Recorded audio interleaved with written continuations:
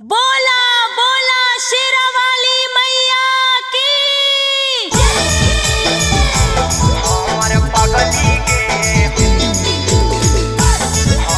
पगली गे हमरे लागी करिहा पूजा पाठ।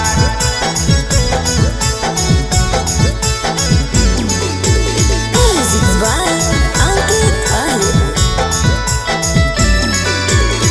जबले सरकारी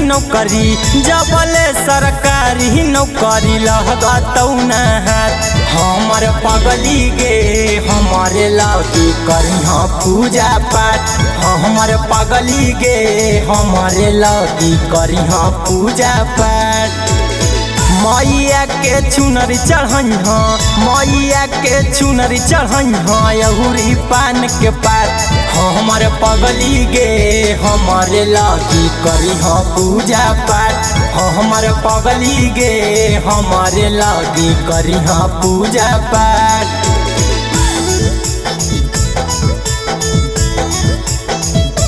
हमर पगली गे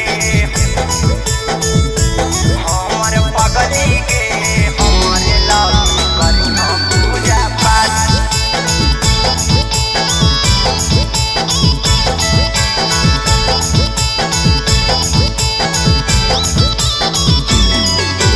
मैया के करिहे प्रार्थना मेडिकल फिजिकल हो जाऊ पास। आया रमी के नौकरी ला पगली लगल हो हमरो आस। मैया के करिहे प्रार्थना मेडिकल फिजिकल हो जाऊ पास। आया रमी के नौकरी ला पगली लगल हो हमरो आस। अपना ई पगहला के महनी लेना बात।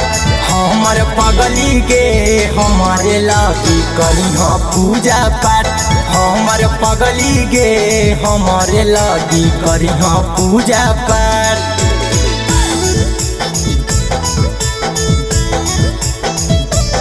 हमर पगली गे हमरे लागी करिहा पूजा पाठ।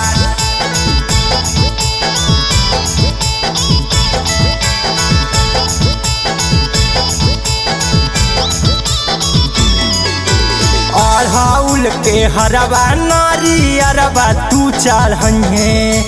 हमरे लागी देवी माई से आराजी लागहे।